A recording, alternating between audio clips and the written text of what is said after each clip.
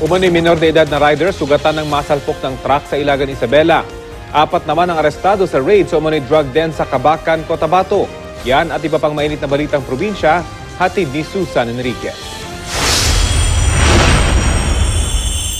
Sa kulungan ng bagsak ng 3 lalaki at isang babaeng naaresto sa umano'y drug den sa poblasyon Cabacan, Cotabato. Base sa tip ng isang informante, sinalakay ng mga operatiba ang abandonadong bahay kung saan naglalagi ang 4. Nakumpiska sa kanila ang ilang pakete ng hinihinalang shabu at mga drug paraphernalia. Bukod dyan, may nakuha ring isang homemade handgun at mga bala mula sa isang suspect.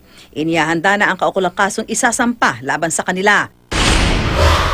14 ang arestado sa isang hinihinalang drug den sa Barangay Looc, Danau City, Cebu. Ayon sa pulisya, nakatanggap sila ng tip tungkol sa iligal na pasugalan sa lugar. Pero nang suriin, nakita nila ang isang drug den. Huli raw sa aktong gumagamit ng droga ang mga suspect. Todo tanggi naman ang mga ito. Patuloy ang investigasyon ng mga otoridad.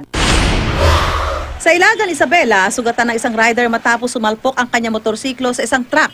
Ayon sa mga pulis, tinatahak ng rider ang National Highway nang maaksidente.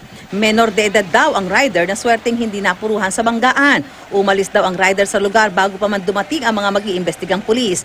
Kusang loob naman sumuko sa mga otoridad ang driver ng truck. Susan Enriquez, GMA News.